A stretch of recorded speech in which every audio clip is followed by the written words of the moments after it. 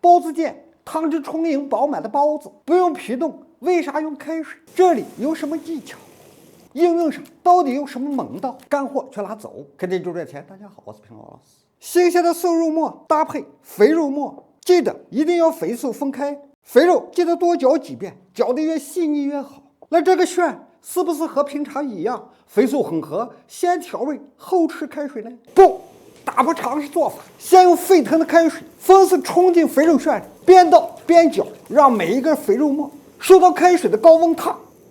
吃开水的同时，给一点白酒，给肉去腥，不用担心酒味，它就随着热气挥发了。手能撑住时，顺着一个方向使劲的搅，就是利用开水的温度烫出、搅出肥肉里的油脂。加足开水后，形成这种特别水润、稀糊流体的状态，打的包子汤汁充盈的效果。拌好的肥肉切记一定要放凉，调入生姜末、盐、鸡精、白糖、胡椒粉、13香、蚝油、酱油，打出几味，补足鲜。上手搅匀，把调料先融化，达到水子交融，咬一口炫就没那么油腻了。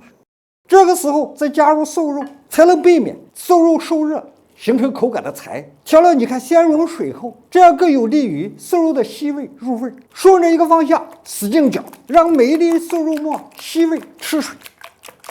拌好的肉炫你看粉红鲜嫩，手轻轻一拍，忽闪忽闪的，质量充足。拌好的炫稀稀的，没办法现包，所以保鲜膜将封闭，进冰箱冻一冻，冻成这样稍微稠一些就好包多了。准备包包子，验证一下。备好的发面揉光搓长，直接就面剂子，上擀着擀皮，心厚边薄。肉炫上包给足，再给点小香葱，剪出一个绿色。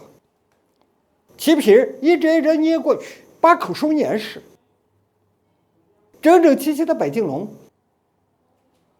包好后不用等待开水上蒸笼，盖好盖，保持中火，上气后计时15分钟，蒸到时间直接起笼盖，不要等待。你看每一个包子白白的、光光的、润润的、胖嘟嘟的，每一个包子蓬蓬松松、暄暄软软。剪开一个挤一挤，你看汤汁充盈饱满，肥肉融化，和水交融。汤汁鲜香不油腻，用勺子压也能抖住不漏汤汁儿。撕开一个肉炫抱团，不散有嚼劲。今天的教学就到这里，关注我们，学习更多专业的小吃创业技术，咱下节课见。